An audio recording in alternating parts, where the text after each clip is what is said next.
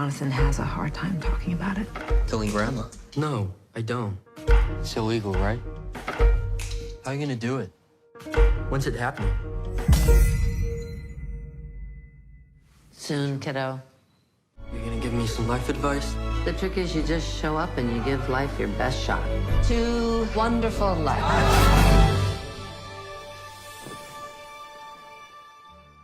Roger. Hi. Hi, good morning. How are you? Good. How are you? I'm doing wonderful. Thank you for talking to me today. It's a pleasure. Glad to see you got all that material up behind you. That looks great. Oh, well, thank you. Want to make it special today. Yeah. Well, Roger, good morning, and thank you for joining me today to discuss Blackbird. And it's a remake of a Danish drama, Silent Heart. Excuse me. Did much change for English audiences?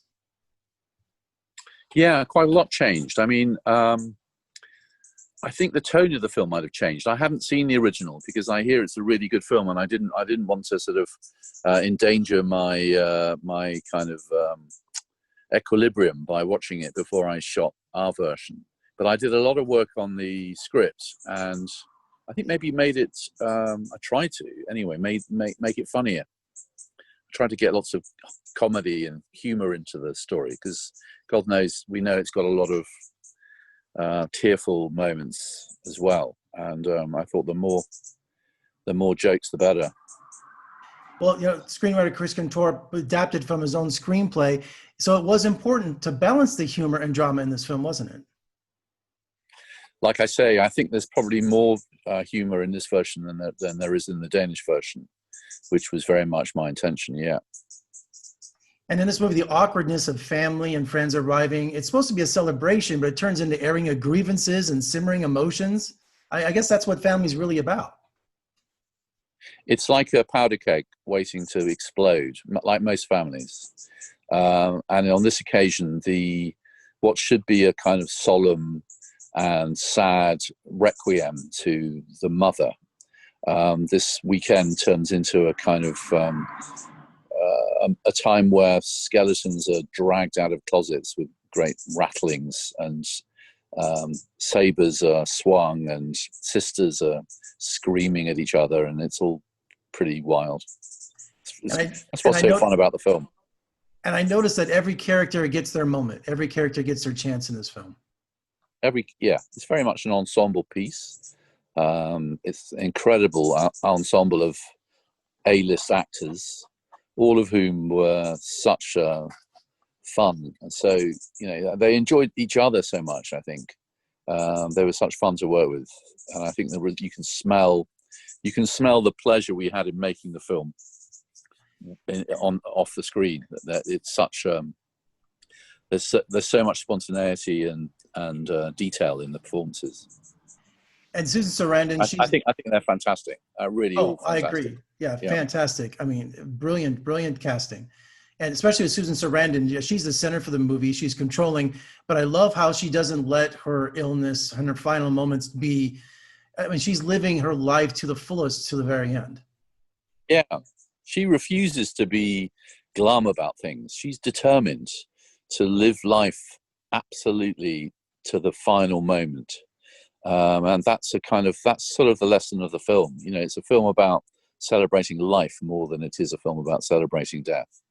And that's what's so heartening about it. And Sam Neill is just wonderful, and Anson Boone. I love their scene together when he's explaining how sick she is. And and Anson, he's a scene stealer. I mean, what a talent. Yeah, what a kid. I mean, he's 18 or something. I mean, he's an amazing actor. I think he's gonna be a very successful actor. He was in 1917 as well. He's already done quite a lot of stuff. He's really good. And Rainn Wilson's known for his comedic roles. He was a real surprise here, giving out fun facts and trying to chop down a Christmas tree with one swing.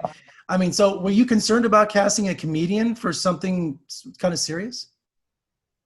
No, on the contrary, I wanted to cast a comedian because I wanted to get jokes into the film. I wanted to feel, I didn't want it to feel sort of arch and comedic. But I thought Rainn, I know it was a bit of a risk casting Rainn, but I think he's so good in the film, so truthful, so touching, so honest, and yet when he needs to be sort of mind-bendingly funny.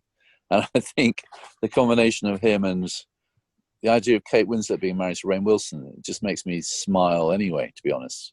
I think I'm so pleased that I cast him, I can't tell you.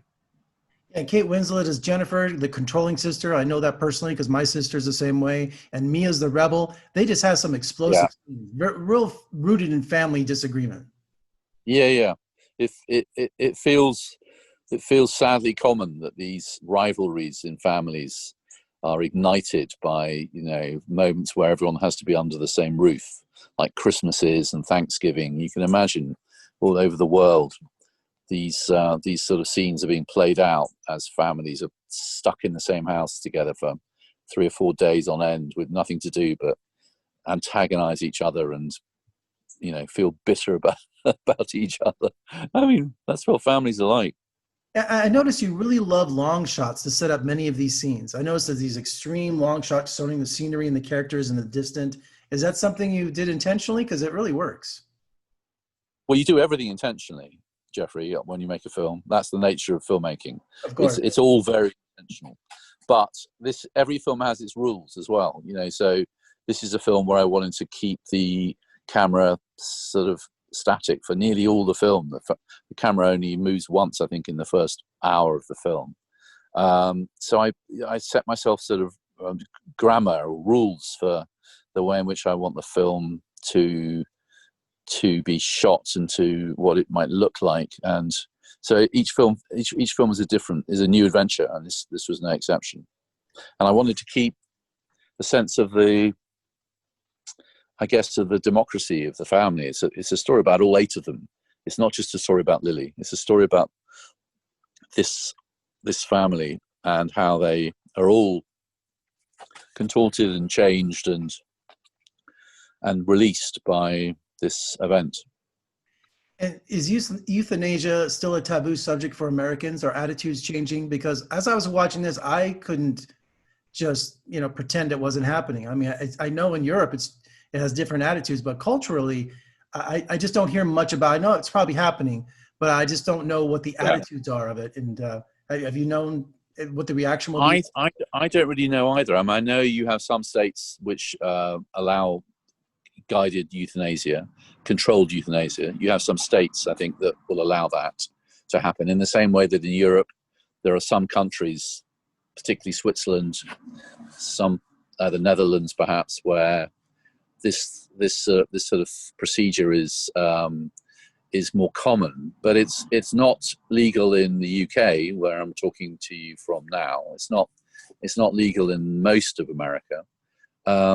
It's a difficult subject. I mean, it's very difficult to frame laws which would make it legal, but yet protect vulnerable people who might have, you know, unpleasant relatives, or they might have greedy relatives, or you see what I mean? It's very hard to ring fence human behavior. And this film doesn't attempt to politicize or proselytize euthanasia. But I think it's quite hard to come out of the film without thinking that in this particular instance, what she's doing and what they're all doing is rather glorious and rather wonderful. Yeah, on a personal note, I had a dear friend a few years ago take his mother to the Netherlands for that very reason. Really? Yeah. He was at peace with it, and I was kind of freaking out over it. I was just like, no, it's okay. My mom's decision, and you know, and I just thought that on one hand, it was the bravest thing I've ever seen, and second, it was just totally foreign to me. So, yeah, well, it's a hard choice to make, but I think that as people live for longer, and as old people have longer and more vibrant third acts, if you see what I mean, vibrant lives, this problem is going to get more acute and not less acute. It's going to be something that we talk about more and more, I think. Roger, what an important film. Brilliantly acted and directed. I enjoyed it immensely, and I appreciate you talking to me today, and I hope we talk again soon. Thanks, Jeffrey. Nice to talk to you too.